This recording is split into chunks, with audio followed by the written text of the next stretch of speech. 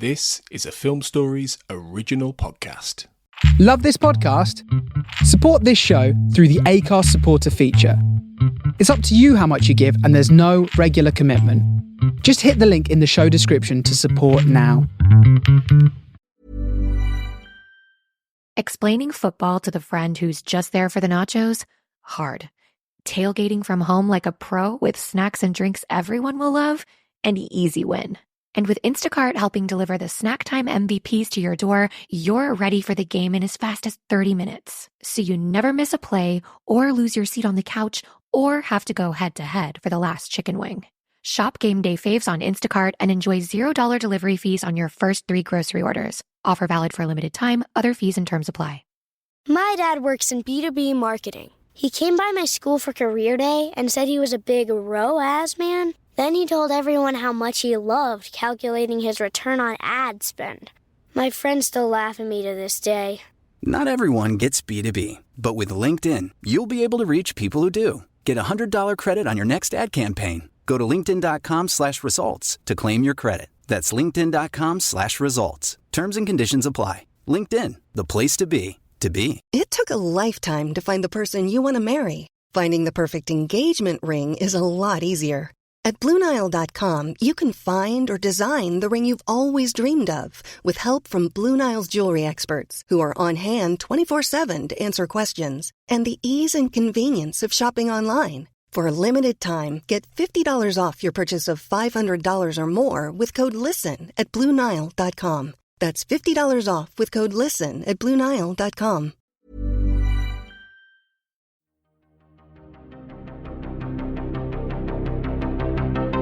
This is Writers on Film, the only podcast dedicated to books on cinema.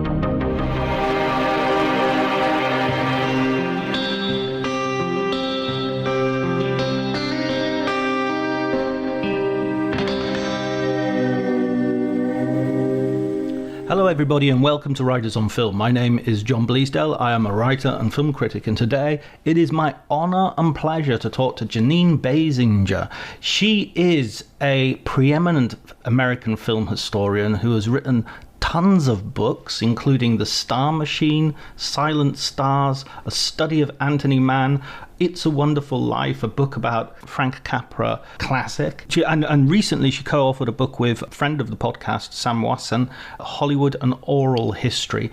She set up a university department and taught there for many, many years.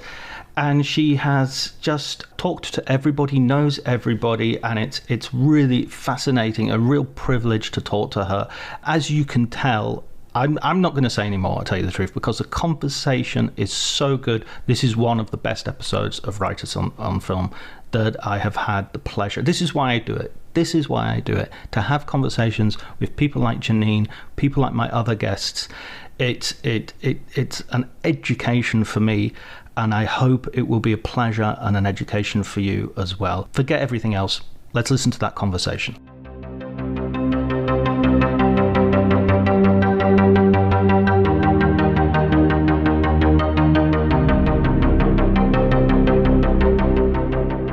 Thank you so much for doing this, Jeanine. My pleasure. Thank you for having me. Sam Wasson was very insistent. He said, you've got to get Jeanine on your podcast. He's very sweet. He was my student, and then we did the collaboration of the book together. And he's just a terrific guy. And so many great books will come out of him, have already come out of him, but are in the future. He's terrific, really terrific. Yeah, absolutely. I totally agree. He's such a. I've had him on twice. Once for his Chinatown book, and once for the oral history you did together. Yeah, a phenomenal. Yeah, absolutely. I mean, I feel that him and Glenn Frankel and Dana Stevens and a few others, they're really bringing the book Absolutely. Into the future. I agree with you on that. Frankel is wonderful. The book he did on High Noon and the book he did on The Searchers, these are very good books. He interviewed me for both of those since I was very familiar with the backgrounds, and I thought, what a smart, wonderful guy. And then when I read the books, excellent, absolutely terrific books. You know, the Hollywood Reporter has just conducted that survey. I don't know if you know about this yet, but Yeah, I participated.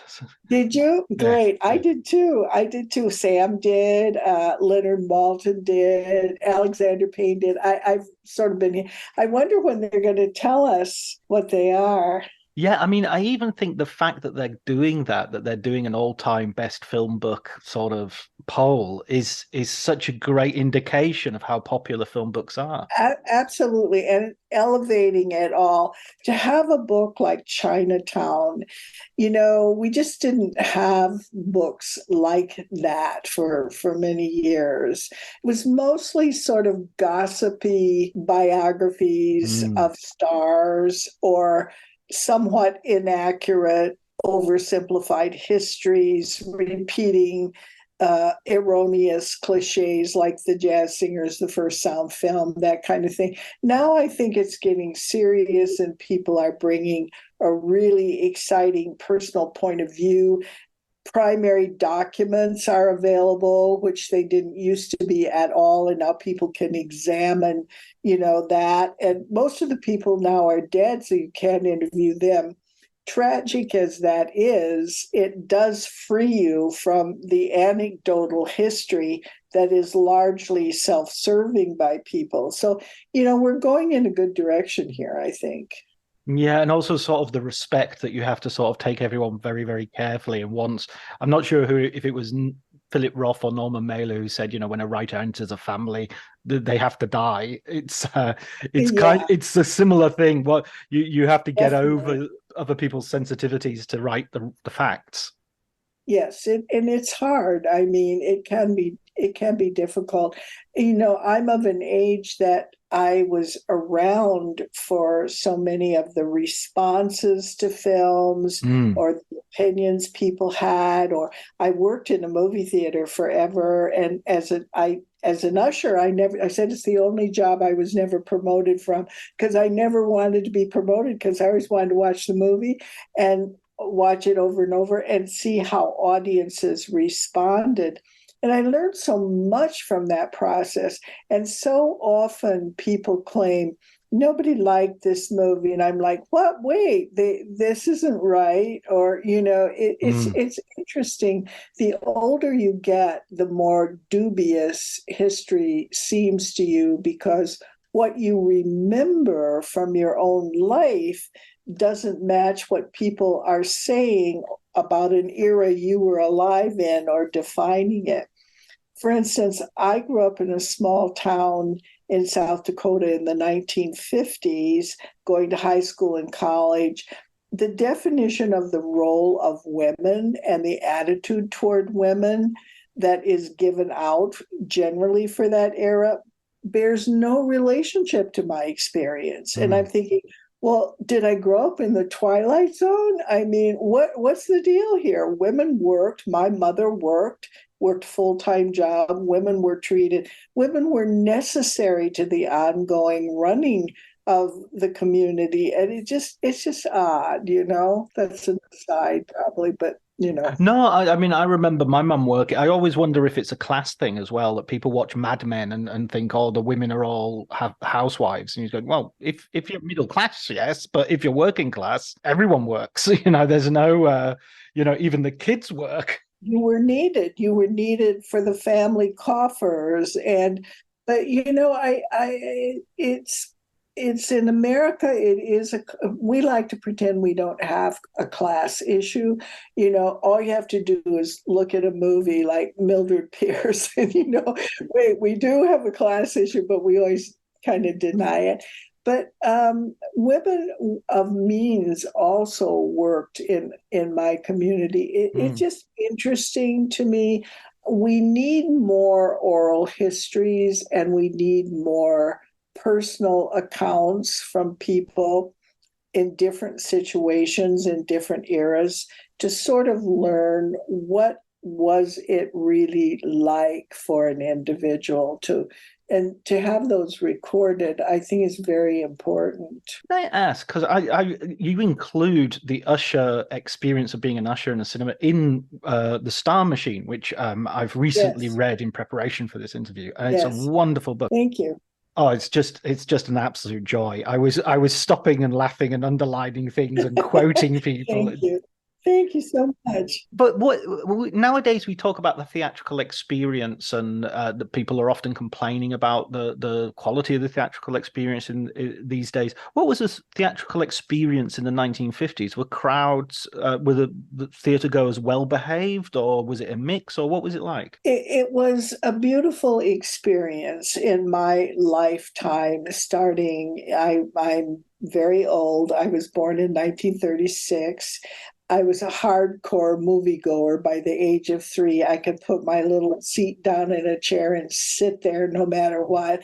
And all through the 40s and into the 50s, heading toward the end where it began to change, it was a cathedral-like experience. Where I went to the movies, the theater was beautiful, scrupulously clean. The popcorn was being popped fresh and butter melted to put on it. The candy had just been brought in. It wasn't 3 years old. Everybody was courteous. The ushers were dressed up. The ticket taker was dressed up. The ticket seller was dressed up. And you entered it. You went on dates there. You went to events there. It was something special. You didn't have a lot of TV until you got to the 40s. You really had almost none. And you didn't have lots of other events in a typical small town. So the going to the movies was the thing. And it was a great experience. The sound systems were good. The projection quality was first rate. And of course, you still had nitrate film up to 1948 and over to 1952.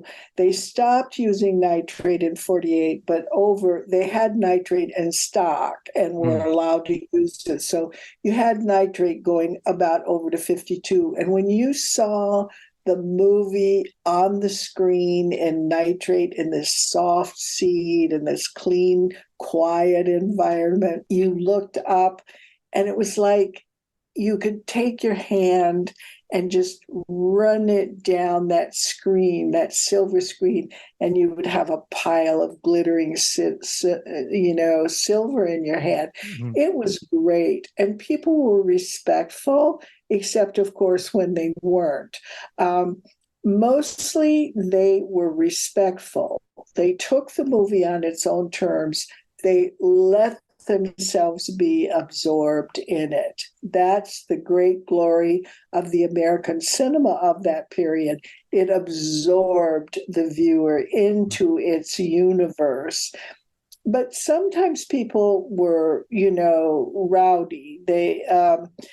During the war, when in my community, I'm speaking for my community, when they would call, say, the Japanese by disparaging names or whatever, people booed that out. They did not appreciate that.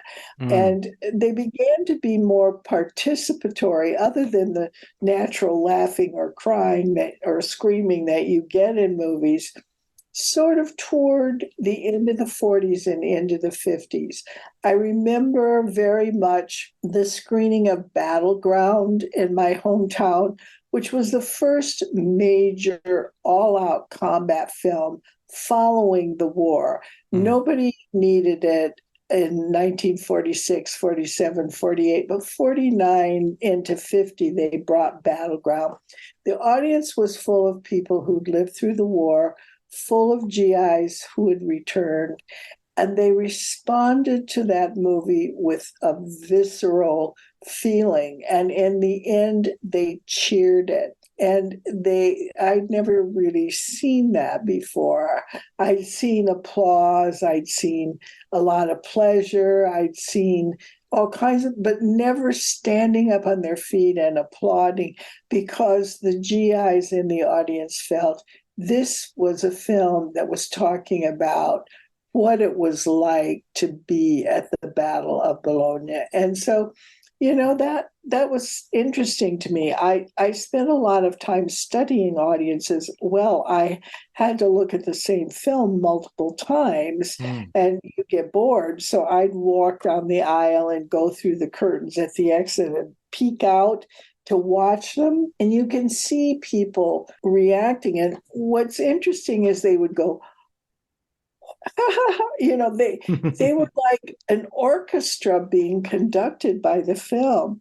And that's where I first kind of learned that the director or the people, the group making the film had a goal in mind for the audience, that they were including the audience, directing the audience. And that was a big life-changing experience for me, as I realized these things don't happen by accident.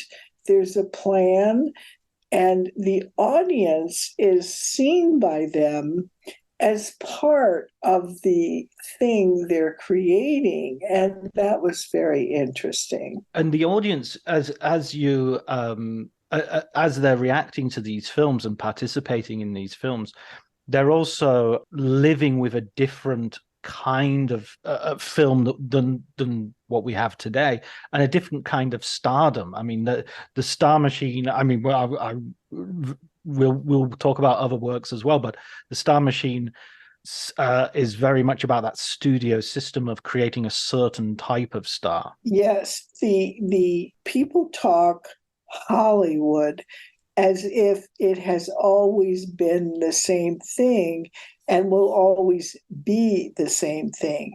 The old Hollywood and the new Hollywood are really very different entities.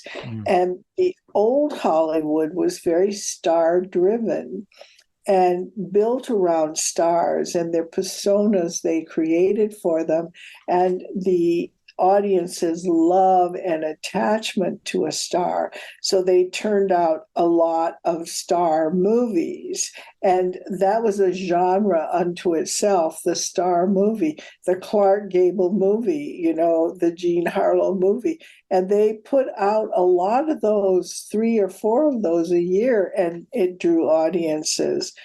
When you lose the studio system, when around 1960 it kind of collapses and stars have defected to their own individual contracts and people are fleeing the studios, and the studios have to divest themselves of their theater chains, and new appetites come in through the distributing of foreign films, a lot of them of a corporate business, more of a business.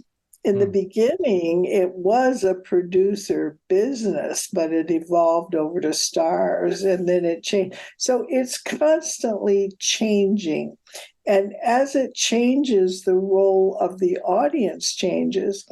When I look at some of the movies today, I see an enormous difference between what I, as a child and a young film goer, experienced. It was, for me, it was to bring me in immersively, put me in it, make me forget everything. And it's dimensional. I can go in there and be a part and lose everything that's here in reality. Today, I'm placed much more as an observer. And instead of being a deep thing that I go into, it's a surface thing that I watch that passes in front of me. So the whole kind of system has changed, and television viewing has been a part of that because it is more observing, because you're eating, you're cooking dinner, the phone is ringing, so it passes in front of you, and you don't lose yourself in it. There were no distractions in the movie theaters, so it's 2 different things for the audience. Yeah, I think television is always feels halfway between movies and radio, really. So it's sort of that thing you won't miss anything if you leave the room and come back 2 minutes later. You'll be able to pick it up quite easily. Whereas in the movie theater, you don't want to go to the bathroom because you don't want to miss anything at all. I know Rome can fall. You have to run to the bathroom when you come back. Rome is gone. I mean, they move. I mean, you got to watch carefully, and also you don't want to break the mood of it. Mm. You're so deeply into it, and so that is an important issue about why people don't go out to the movies or don't like movies as much or find it harder to appreciate them, or who need niche programming, something about themselves. There was no real niche programming in the golden years. Every movie was designed to be for every film goer. Every dad, every mom, every daughter, every boyfriend, every child, every dog. I mean, everything was for people to all go to the movies. And then that began to break down. We had to protect children. We had to create teen movies. We had to create grown-up movies. And that's where we are today. So you're a kid. You're working as an usher. You've been watching movies since the age of 3.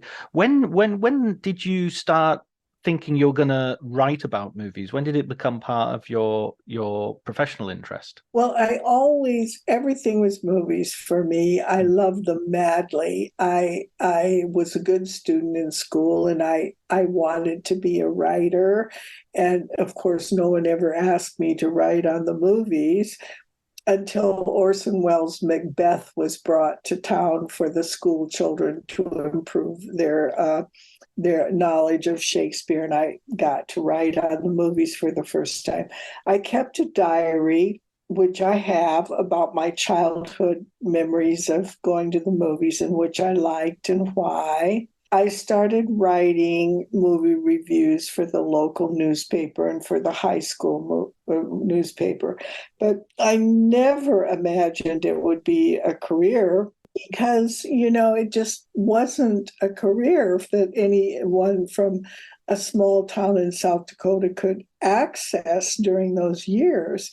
So in college, I majored in American literature and communication. Then I got a master's in that level because communication was the only field, and it was offered in major state universities by grant, to be taught as a field, to understand radio and all of the forms that brought information out into the hinterlands. I wasn't very interested in that, but I thought at least it's called communications and maybe I can sneak in movies. So I studied all that and had a master's. But in the meantime, I pursued an individual interest. It was like a hobby for me. I collected movie star paper dolls and old movie magazines and posters. I pursued revival houses so I could see the movies that I didn't see as a child or that were before my time. My oldest sister was very helpful in getting me to see, she was at the University of Chicago, to see old silent films.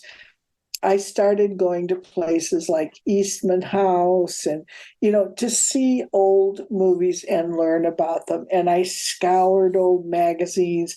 I began to form a self-education project, and then I would write my thoughts about them. But this was a sideline. It never occurred to me that I would be able to make a living writing about movies. It just wasn't in the cards in my early years. I did it as a hobby. Then I saw a book. My parents gave me for Christmas a book called The Movies by mainly Richard Griffith. And I thought, oh, you can write about this and sell that book in a store. I was quite interested in that. But still, I became a teacher, and I thought of myself as a teacher, but I was known for being someone who knew a lot about history because I'd read the files of the studios. I was in there on the ground floor. So someone, Ted Sinnott, just approached me and said, will you write a book for my pyramid series? And I'm like, well, I don't know. And he said, well, I pay you. And I thought, pay? I actually get pay. So I did it. And then people started approaching me to write program notes, to write book reviews, to do all kinds of things. And so I just began with that. And I wrote altogether 13 books to now, 6 of which were written in collaboration, really, with the famous editor Bob Gottlieb of Knopf, which was a great pleasure, a divine man. And we traveled around and had fun together. It was great. And I did 2 academic books to get tenure and to get promotion. And then I just did what I wanted. And in the meantime, once you get that olive out of the bottle, that first olive, your first book, it rolls out. Everything comes rolling out. People come to you and ask you to do things. And I just started being, writing book reviews and articles and all kinds of things.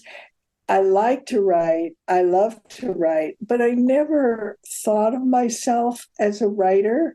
And I still don't, because I'm a teacher. My first primary job from which I made a living was as the Corwin Fuller Professor of Film Studies at Wesleyan University. And someone once challenged me in a public presentation about, well, why do you not call yourself a writer?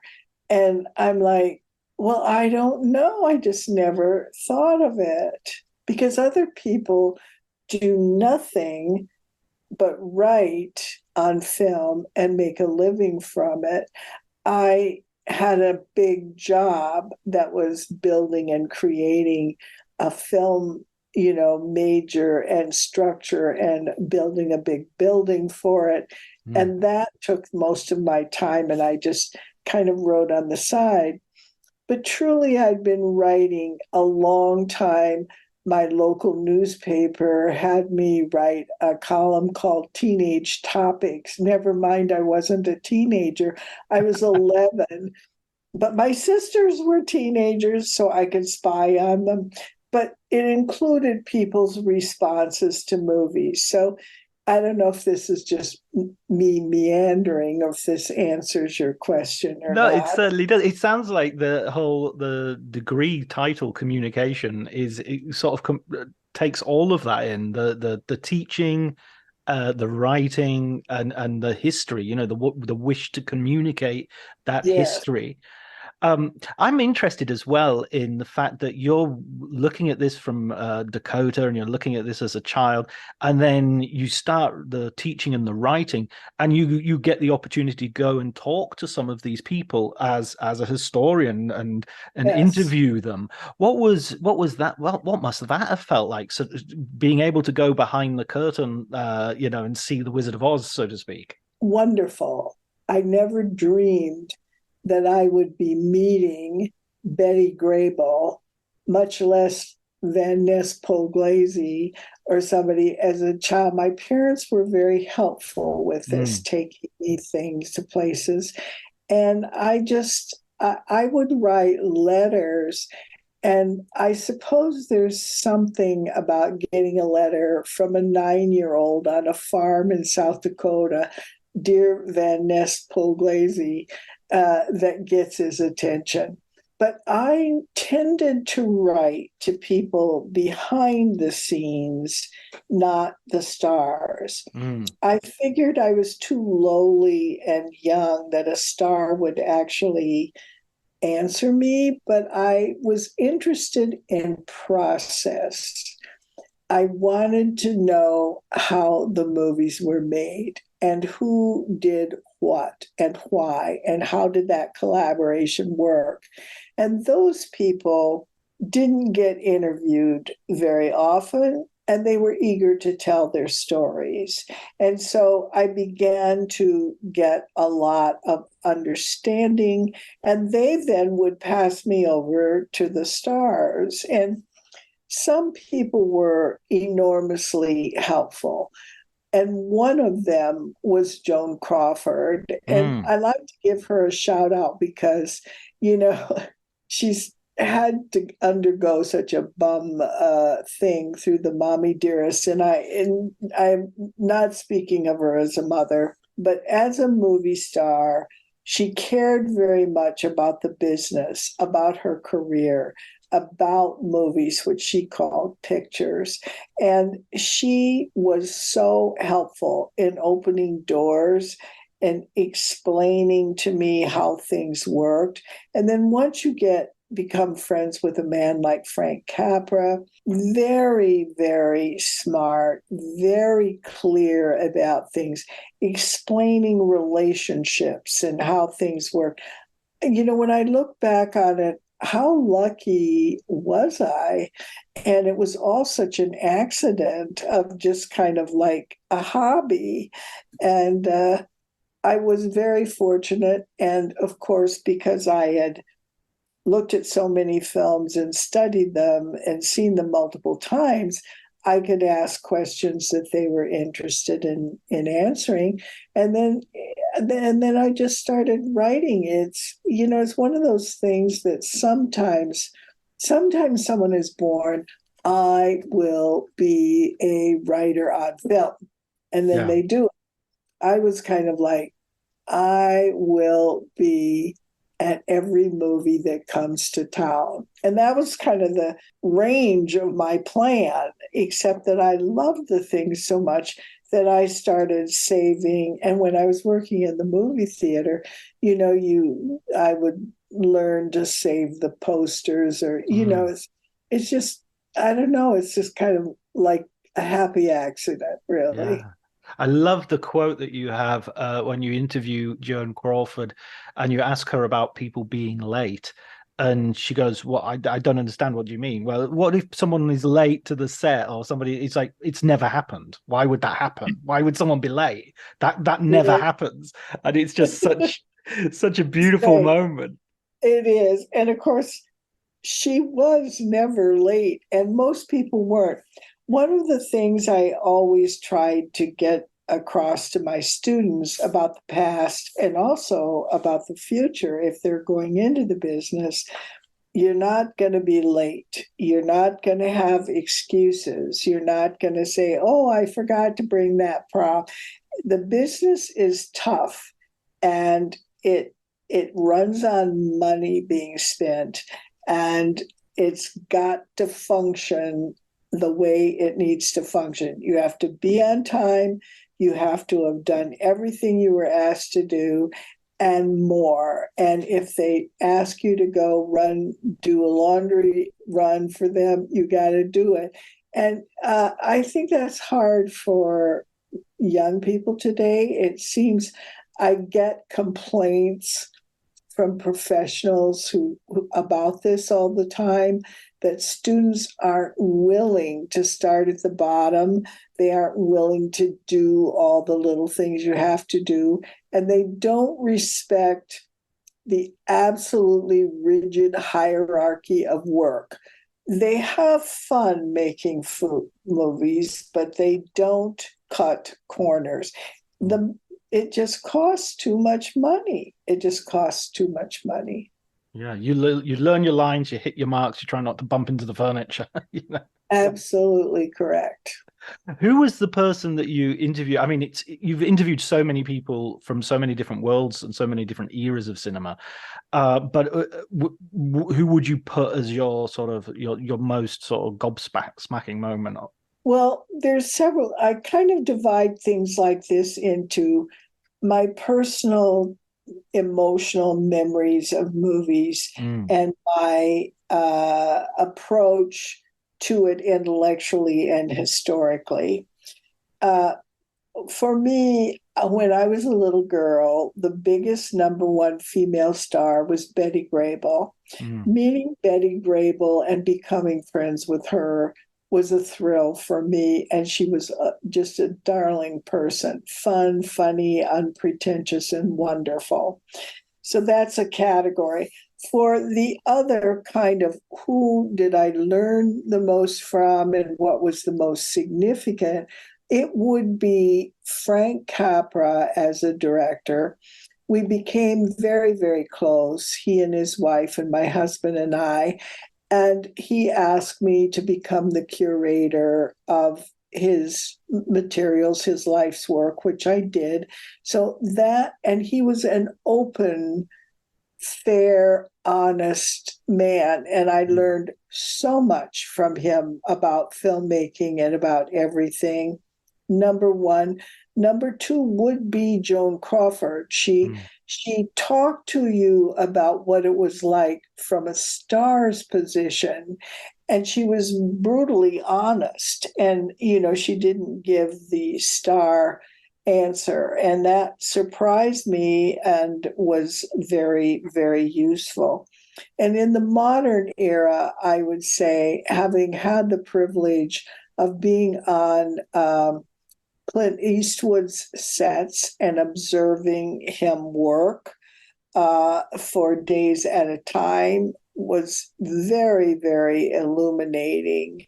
I've had a lot of great experiences. But those are examples of categories of learning where I felt privileged and learned a great deal. There were other. Myrna Loy was a very intelligent woman and very good at explaining. Marty, of course, Scorsese, many great conversations about film, and he's a super film historian. Alexander Payne, a young director, is a devoted film historian. Great. He was just here to visit me with Sammy, and we watched movies night and day and argued and talked. So many stimulating things. Right. Setting aside the famous people, teaching for decades a group of very smart students at my university was also a great learning experience. To share a film that I knew and had seen often with a young group from a different background, a different class, and a different era, and to see how they saw the films and how they understood them was very illuminating to me in terms of, thinking about response to movies over decades. That's really fascinating. And by the way, there are so many great stars in that book who either I know only superficially or I didn't know at all, and I've got a watch list full. I've seen William Powell in a few films, but I wanted to, and I'd seen the original Thin Man, but now I want to do the whole series, and I think I'm 3 films in now with Myrna Loy and William Powell. Utterly entertaining, wonderful stuff. There is nobody better than William Powell. He is one of my all-time favorites. He can play drama that will wrench your heart, and he's the funniest man ever on movies.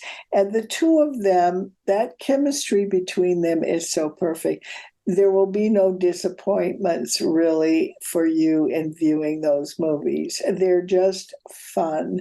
And I'm so glad to know that you're doing that. It just makes me so happy.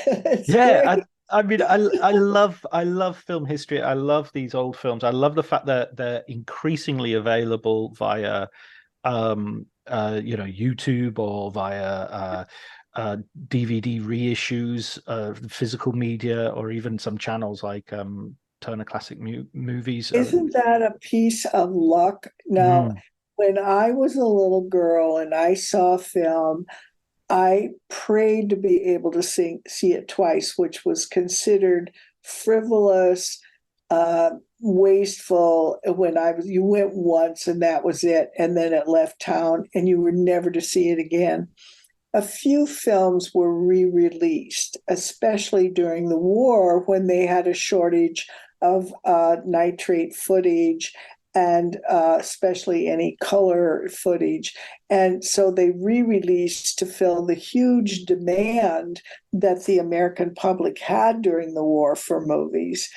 So I saw a few old movies during that time frame, but I really felt if I had missed one, I was never going to see it. The greatest tragedy of my life was I was born in 1936, and 1939 was Gone with the Wind, and 1940 it concluded.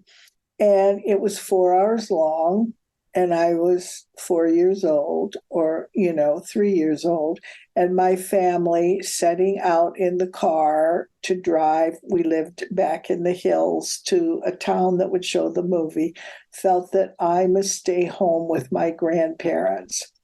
I have this pathetic image of myself in my own mind. I've made a movie out of it. I'm running after them. No, don't leave me. And they leave me, those heartless beasts. They leave me. And that meant I would never see Gone with the Wind. And I would pore over pictures of Gone with the Wind in books. And I would beg my sisters who were older, tell me about it, tell me about it. So I just kind of feel like my career has really been a search to see Gone with the Wind, which now, every time I turn on the TV, there it is. And of course, I finally saw it in a theater when it was re-released. But when something left town, it was gone. It was gone. I hate to fly. I flew in a single engine plane with a pilot who was wearing cowboy boots and drinking whiskey over the Rockies to get to a town that was showing Citizen Kane, because I thought, I, in my lifetime, will never see Citizen Kane if I don't do this. And now, again, I own Citizen Kane. You never know, right? You just never know. I've got about 4 different copies on 4 different formats of the film. There you go. But it was a different, and they meant so much to you. And if you were, you wanted to see everything, and now we have such easy accessibility. I used to have students who would come and say, who's Ernst Lubitsch? Now they come and they have a backpack and they say, look, I've got all of Ernst Lubitsch DVDs. I mean, it just like, you never know what's going to happen, but the wonderful accessibility, free for much of it, of these old films is just so wonderful for us. Wonderful. I came to film via literature, and so I Explaining football to the friend who's just there for the nachos? Hard. Tailgating from home like a pro with snacks and drinks everyone will love? An easy win. And with Instacart helping deliver the snack time MVPs to your door, you're ready for the game in as fast as 30 minutes. So you never miss a play or lose your seat on the couch or have to go head-to-head for the last chicken wing. Shop Game Day Faves on Instacart and enjoy $0 delivery fees on your first 3 grocery orders. Offer valid for a limited time. Other fees and terms apply. My dad works in B2B marketing. He came by my school for career day and said he was a big ROAS man. Then he told everyone how much he loved calculating his return on ad spend. My friends still laugh at me to this day. Not everyone gets B2B, but with LinkedIn, you'll be able to reach people who do. Get a $100 credit on your next ad campaign. Go to linkedin.com/results to claim your credit. That's linkedin.com/results. Terms and conditions apply. LinkedIn, the place to be, to be. did literature at university, and I mean, I was studying in the 1990s, but even then, the idea of studying film was considered a little bit sort of you've taken an Yes. easy path. There was a bit of snobbishness to Oh, it. yes. Oh, don't get me started. But one thing I think when I look at film history now, or not necessarily film history, but some people's attitudes towards films, is that there's an discomfort with sort of certain aspects of what attitudes were like back then, and films reflect that. And so there's talk of like, oh, how could we watch Birth of a Nation nowadays? Considering what it is showing, considering what it's the politics and the ideology that involved. I personally, I don't want to say personally what I think. I just wanted to hear what's your take because you can't, as a teacher, you must have to address this quite frequently. Yes. I'm retired now, of course. But yes, you had to become more sensitive to how people would be seeing things that you had seen and perhaps been aware of the problems, but it didn't overwhelm the film for you. Right. So we have to give trigger alerts. We have to talk about the insensitivity of attitudes toward race, toward diversity of any kind. I personally feel we cannot pretend that we weren't who we were. We cannot pretend that we don't have this history.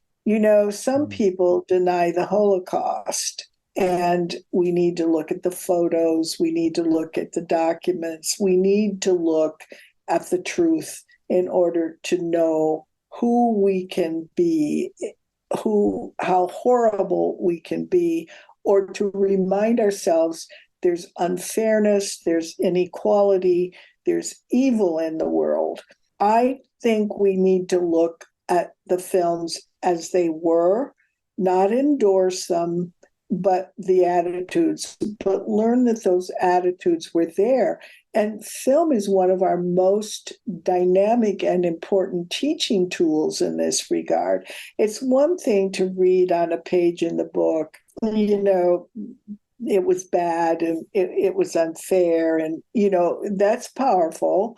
But seeing photographed images of it in documentaries, or seeing it casually thrown on the floor as you walk past it in what was a movie for entertainment, has a more powerful and lasting effect. So I believe in showing things with proper introduction and like that. I'm sorry, the phone is ringing. Somebody will get it.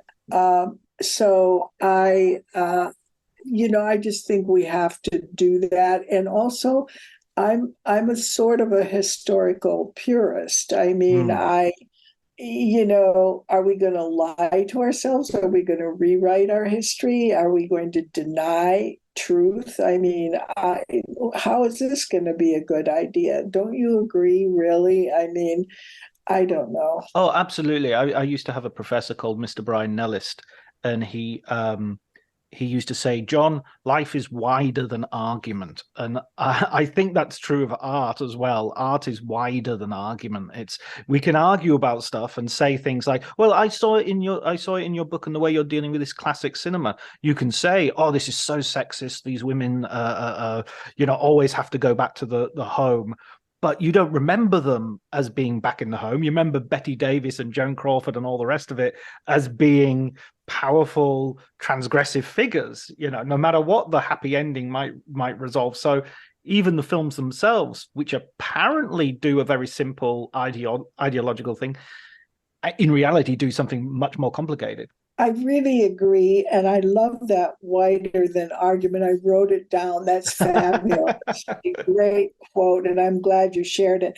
I wrote a book on the woman's film called A Woman's View. And what is important, what one realizes is these movies existed, the women's film, to to take the margin away, to take the marginalized woman and put her in the center of the universe, the center of the story. Everything happens because of her.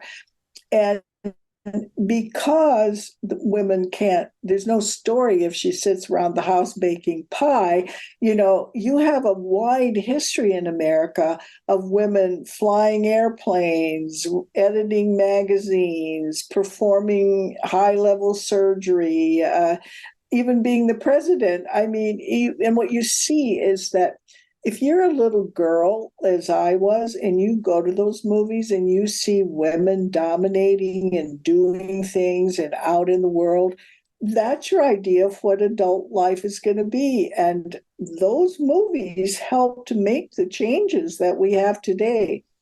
I also feel that I've spent my whole life looking at movies, and I've seen 1,000. I got to tell you, most people teaching movies, writing about movies, have a very small list of movies they work from.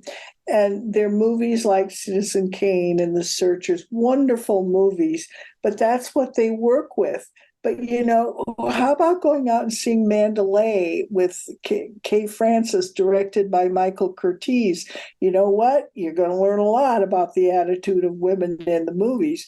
And so, they aren't they're selecting movies. They have a grid of what they think the movies are. They put the grid on the situation, pick the movies that fit their ideas and show those.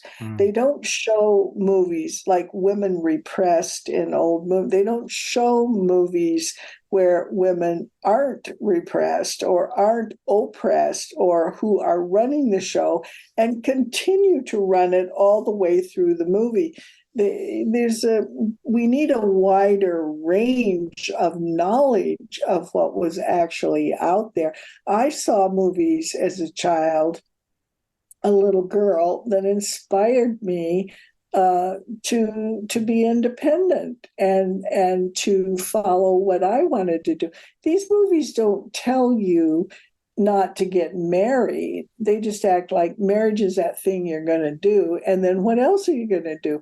There's a lot of knowledge. There's a lot of tiny sort of mouse-like looks at movie history that have become what we think it is. And I'm calling for a wider understanding.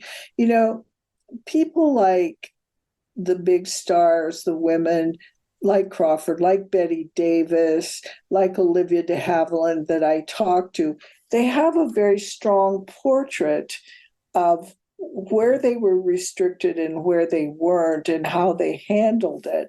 And it's a kind of pioneering feminism that's very interesting.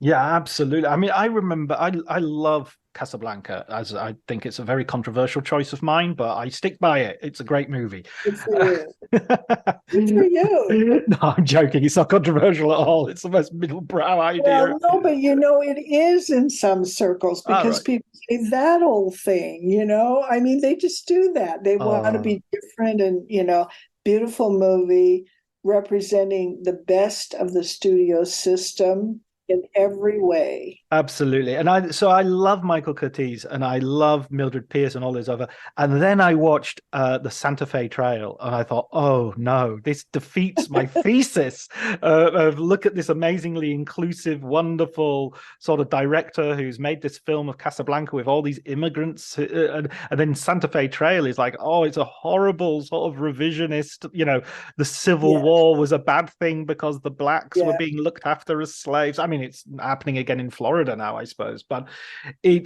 but you have to sort of look at that as well. You can't just say it doesn't fit my thesis, so I'm not gonna. That's what Michael Curtiz was made a very good movie with a message which is not comfortable to me. That is absolutely right. You can't just throw away the ones that don't fit your ideas. That is not truth. I mean, it is not good, even scholarly research. You have to deal with everything and you have to see it for what it is. And you ask yourself the question, why does this director that I like so much, who meets my ideas and my ideals so perfectly, why do we have this? Well, it's part of the fact that we tend to forget Hollywood was a business as well as an art. And there comes the fundamental clash, an art that's a business and a business that's an art. And those two things are always rubbing up against each other. And it means Curtiz has got to take an assignment and maybe it doesn't suit him or not. You have to research that. You look into it, you find it out. And you have to take movies on their own terms. You have to take the movie with the intentions that are in it, that come from the people who made it, or the culture, or audience need, or business practices, or something. And you compare them analytically, and you learn, and you go, but you want things to be perfect, but they're not, because we're not perfect. America isn't perfect. Our history isn't perfect. I mean, there you go, right? Well, one of the other things that I was thinking about on reading your book is this idea of the star machine. You know, it's sort of like they've got the factory, they bring you in as a young person, Yes. and they train you, and you do this, you do that, and sort of Clint Eastwood was sort of like maybe one of the last of that school to go through Yeah.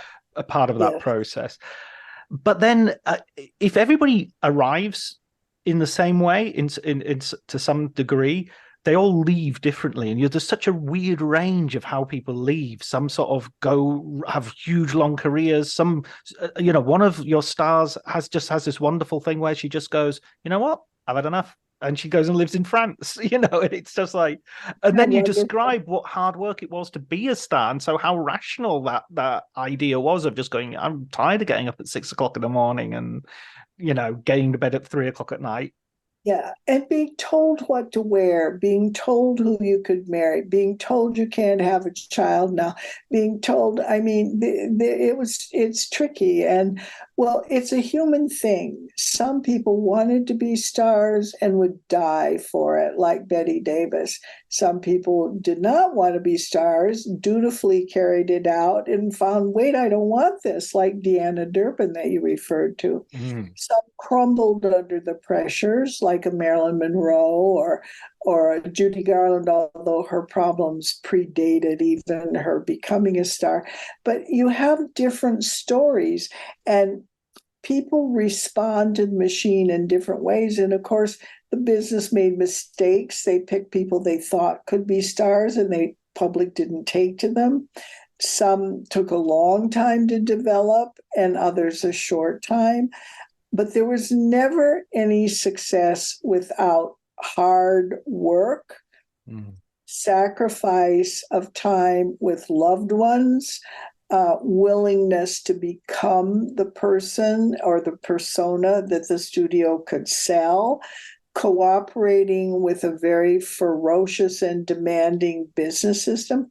But these people lived better. If you think about women who came from families where there was no father, no financial security, someone like a Norma Shearer or Joan Crawford in the old days supported all their families. Mary Pickford did too. I mean, these were pioneer career women working, they were our first real entrepreneurial women. And to say that they didn't have any kind of control, they had the control they could exert, and they learned how to do that. And, they pioneered that, which was good. Like Clint, he got a report card from Universal. I have his report cards, and they were in school. They were being taught, and what can he do? What can he not do? Is he cooperative? Is he not cooperative? Can he Does he have potential? What can he do that we don't think he could do? In Clint's case, it was sing and do music. And the conclusion on Clint's post on his card was, he's a very nice boy. I always like that. He's a very nice boy. But they saw people and they tried to turn them into stars, and they had a plan of what that meant. But, when you think of what a crapshoot that would be, accidents had to happen. The public had to pick up on them in a role. Oh, I don't like Jean Harlow as the wealthy girl.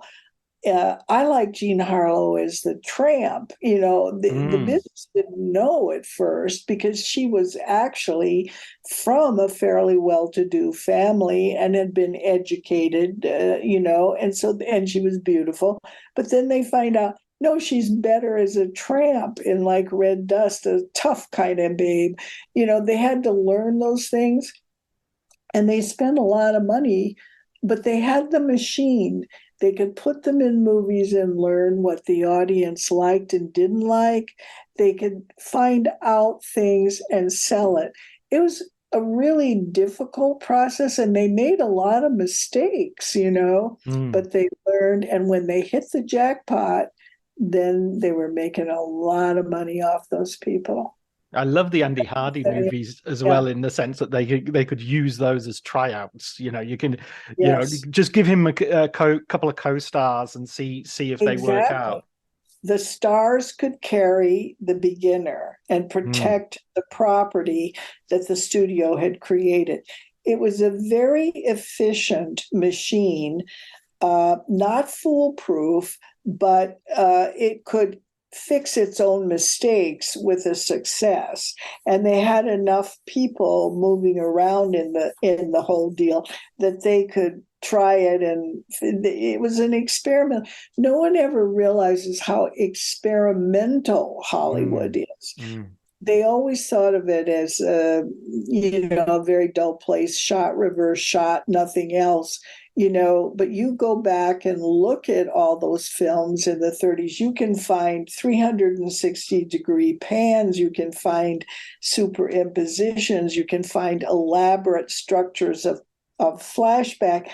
Citizen Kane wasn't the first movie to have multiple overlapping flashbacks. It had been done earlier. I mean, you just find, when you really look into Hollywood's history, you find a very different story from what most people think. And one of the things that Sam and I found in reading all those oral histories, which, by the way, were awesome, I said to Sam, there's 3 words that emerge here from these people. They bitch or whatever, but they had fun. They felt they were a family inside the studio, and they were flexible with each other about disagreements. Fun, family, flexibility are not 3 words that most people associate with Hollywood. Yeah, there's almost like a cynicism. I mean, Andrew Dominic, Yes. who's a filmmaker I admire from his earlier films, his Blonde is kind of like, unless you look at it as a horror movie or a fever dream, it feels like a complete, or even say Babylon, the Damien Chazelle recent film. There seems to be this tendency to treat Hollywood as if, we're discovering Hollywood Babylon all over again, years after Kenneth Anger wrote the book. Yeah, we're discovering someone who wasn't really there much. His fantasy version of what he thought Hollywood was all over again. Sam and I talked about this a lot when we were doing our book. The Hollywood as a trash pit, Hollywood as a sin capital, Hollywood as this ugly, venal place. Nobody's thinking that there weren't elements there that you might feel questioned about, but let me come and ask me about where I grew up, ask me about my high school, ask me about my, what you have things any place where there are human beings. But Hollywood had glamour, it had money, it had beauty. It created desire and in people. And when you have that element, there's always some people who want to tear it down or make it, or wallow in what is conceived to be its badness. Hollywood was a community of people who bought groceries, voted, got married, God knows multiple times often, and went home at night. Look, in the days of the studio system, stars worked 6 days a week. They only had Sunday off. They had to report to work by 6 a.m. They seldom got home before 9. And they had to study for the next. I mean, these were hardworking people who didn't have a lot of time to fool around, which doesn't mean that some of them did fool around. But, the hatred of Hollywood, or the desire to make Hollywood ugly. Hollywood is one of America's best things, I mean, it's a heck of a lot more decent than Congress. But, nobody wants to know about that. But the thing is that I like people, what we noticed over and over in reading the oral histories was that the older people who had been working in Hollywood all along were beginning to say, the books were starting to get written in the 60s, and they were saying, wait a minute, these people weren't there. I never heard of this guy. He's never even been in Hollywood. Who are these people who are doing this? And where does it come from?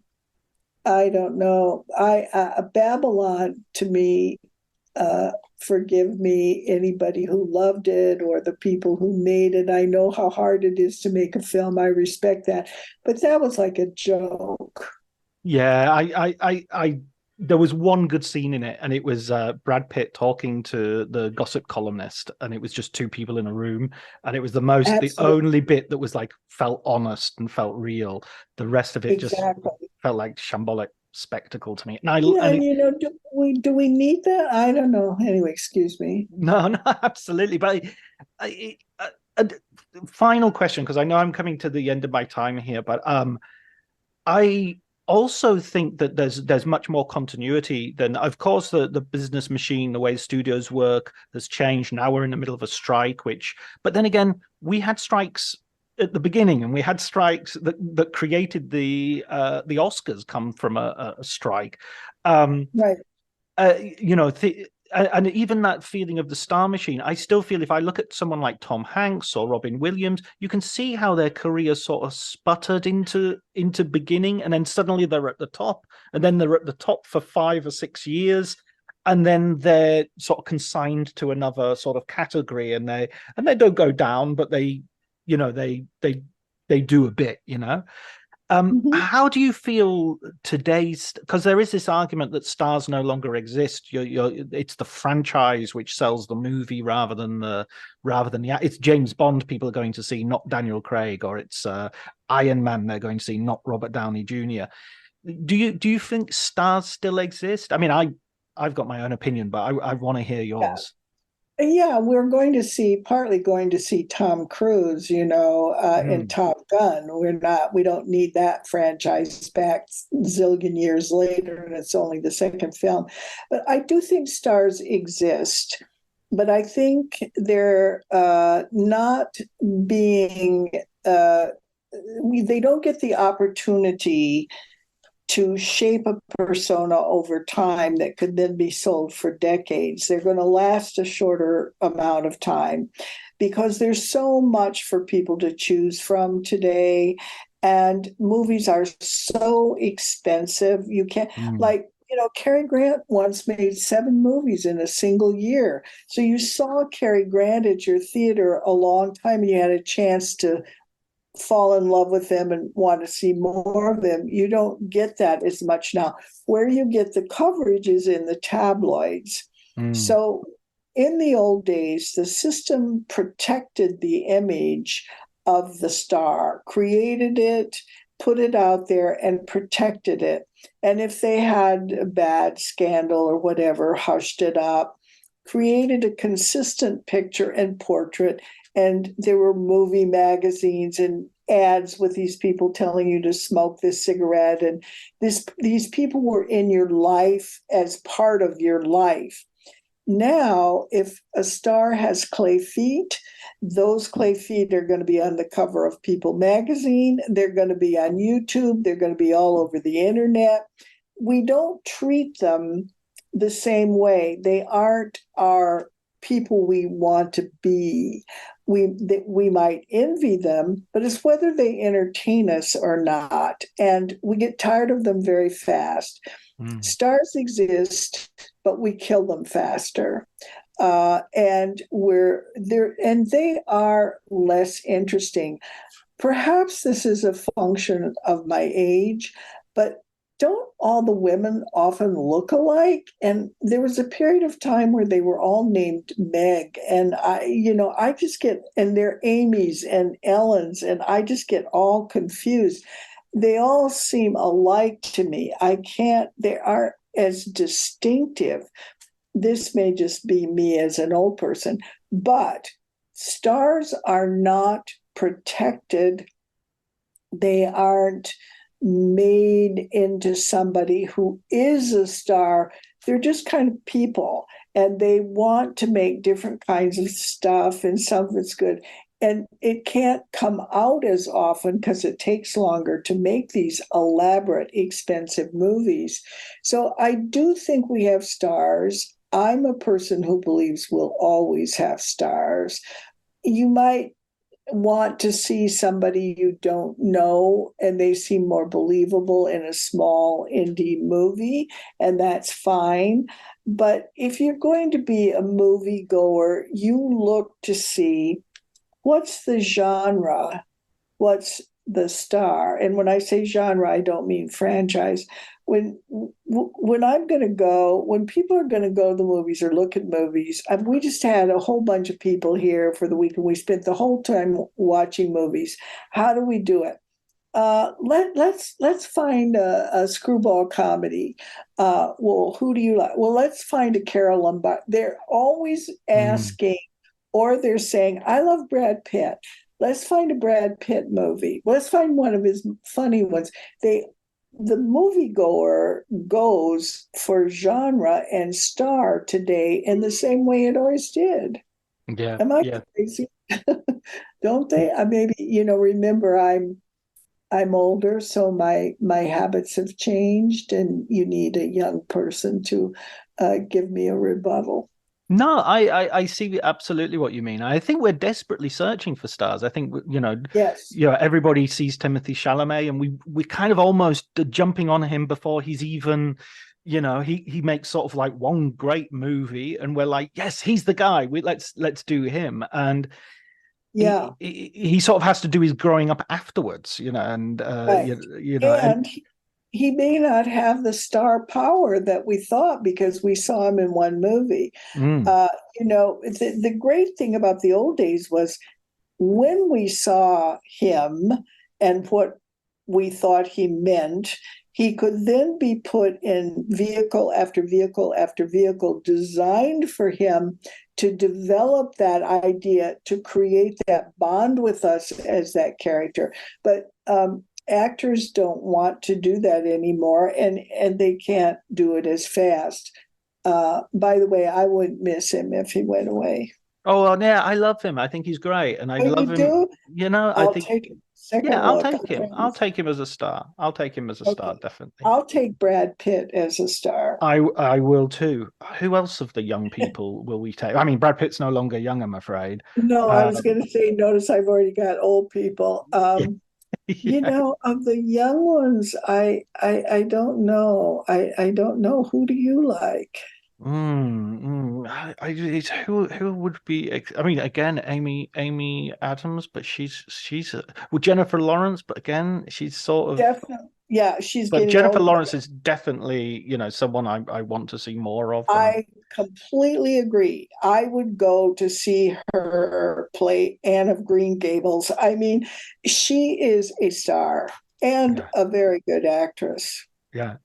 And again, we sort of saw her in the beginning in a sort of low key indie movie, Winter's Bone, and thought, wow, who is this girl? She's amazing. Is she even an actress? This is amazing. And then Exactly. she could do the star thing as well. That was what was great. You could pull her out of the, she was so great in that movie. And you pulled her out and she could be in any kind of movie. She's never given a back. She's really great, I think.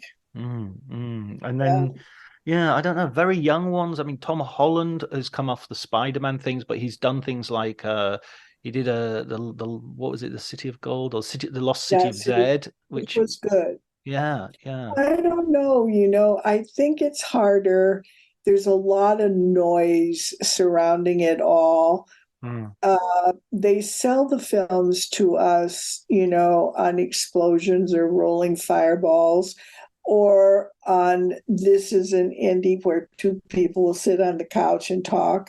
I mean, and you have Coda, which was a wonderful movie, and then are we going to see those people again?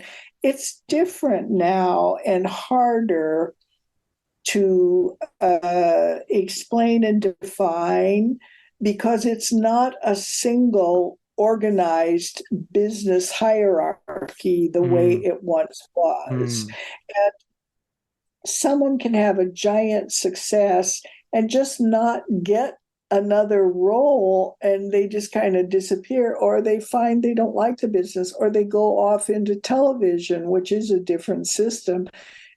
I don't know. It's harder today. I think Florence Pugh is probably the youngest person I know who the films I anything that comes out I want to see her in. Yeah, very um good. Adam Driver And as well. Tilda Swinton's daughter, Mm, who was in those, she's very interesting. But mm. look, we're scraping around here. Yeah. We could sit for the old stars, each of us start talking, and we could name 20 male stars and then 20 female stars who are interesting. It's a different, that the older days were developing stars as a major business plan, Mm, mm, knowing that this ensured audience loyalty, audience interest and excitement, and box office coins being put down. And that was what they did. And they created vehicles to accommodate the persona that we believed in about those people. And that's a different kind of business from what we have today. Today is more about individual directors or writers or stars creating movies that are more personal projects. mm. Uh, we still have the big, films, but there's so we're not into a system of developing the star. If the star gets accidentally developed, and goes forward, then they follow and use it because the star can decide also whether to do the film or not and can form his or her own company to make projects for himself or herself. And in the old days, that was not the case. I was just It's, thinking actually about Barbie and Oppenheimer, Barbie Heimer, yeah, and Barbenheimer. and in a way that's to exactly those things you're talking about, where Margot Robbie has her own company as a co-producer on that, Right. or just a producer, I think, on that. Whereas Right. in Oppenheimer, Cillian Murphy has been kind of like a group player, troupe, part of Nolan's Yes. all the way through his career, and he's been given a big lead in a way that he wouldn't necessarily, it's because Nolan knows him, trusts him. He's the guy he's seen him on set. He knows he wants him. So the star maker is really Nolan in that case, whereas Margot Robbie, the star maker, she is kind of herself because she's making Right. making the movie. It's a perfect analogy. I mean, it's a perfect explanation. That's exactly right. And the Oppenheimer star has been a non-star on our screens for a long time. He steps up, it's just, yeah, definitely. Yeah. Roby would have been a star, and it could have been a star in any era, I think. Yeah, absolutely. She's like She's Nicole a Kidman. star. She's got that glamour. Absolutely. Listen, Jeanine, a wonderful. I could talk to you for hours. It's a real pleasure. I've got one final question, which I ask everybody, which is a recommended film book. A recommended film book. Well, you've already read Sam's book on Chinatown, which I would recommend. But have you read his book on Breakfast at Tiffany's? No, I haven't. I think it's called 5:10 a.m. in the morning. It's a really good, smart book. And if you like Chinatown, you would love that. So, of course, I'm recommending my friend's book, My Darling Sam. And there's, for a film as film book, I have all my life liked V.F. Perkins's book, Film as Film. It's a very smart book, and I like it a lot. And I don't know if you ever read Bud Schulberg's autobiography. I forget the name of it. It's on that list that we received when we voted. That is a real insight into growing up in the Hollywood, the old Hollywood, and what it was really like to be a person working and live, in a family, his father being B.P. Schulberg, of course. That is a book that gives you insights that you don't get. But Sam's book first. Read Sam's book. I think you will like it a lot. Yeah. Oh, absolutely. That's have you definitely got a recommendation for me? Oh, have I? Oh, well, you'll have read them all, surely. Have you read City of Nets, the Otto Friedrich? I have. Yes, I have. I told you it's useless. There's Jason Isralovitz has written a really good book on The Wrong Man, Alfred Hitchcock. Oh, I have not read that. And I teach that. I'm writing it down. You see right here. I would be very interested. It's called Nothing to Fear, Alfred Hitchcock and the Wrong Men. And it's kind of using the history of the true story, a little bit like Glenn Frankel's approach, and using it to talk about what is kind of one of the least Hitchcockian Hitchcock movies. Exactly. And a very interesting movie starring a sort of non-Hitchcockian actor, Henry Fonda. I teach that film actually in my Hitchcock course because it is different and it makes students really think because of that. So I'll definitely read that. That's a great thing. The City of Nets book was not for, it's a book that people love and I respect it, but I had heard all those anecdotes and all those kinds of stories before. I've been around a long time and I interviewed a lot of people, and it wasn't as interesting to me or as fresh because I had heard, I respect it, and I think if people haven't read it, they would enjoy it. But for me personally, it wasn't one of the greatest books that I read. I like Molly Haskell's book on the woman's film From Reverence to Rape. It's an elegantly written, very intelligent book also, She's going to be on the podcast in, I think, 2 weeks. Oh, give her my regards. I'm a friend of hers, but also a great admirer of her. She's a really intelligent, elegant woman. Very good. You'll have a wonderful interview with her. Excellent. As I have had with you, Jeanine, I've absolutely awestruck, and I hope we can have a conversation sometime in the future. Anytime. Especially now that I can work this thing. You call me anytime, okay? Thank you so much, Jeanine. It's my pleasure. It was a lot of fun. Thank you so much for having me.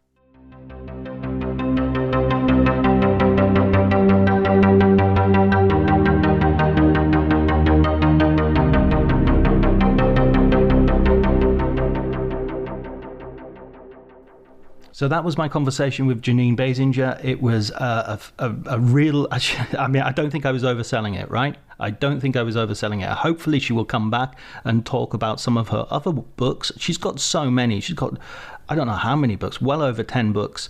And I've only just scraped the surface. So I'd love to have her back and to talk about some of those specific subjects. She's just got so many stories, such a brilliant point of view, and so amazing. Anyway, I hope you enjoyed it. I think it can rest easy that you did. Thanks go to Elliot Atkins for the music, Ali Harwood for the art, and thank you, listener. By the way, next few guests coming up, we've got some crackers. So I hope you will tune in. Until then, take care.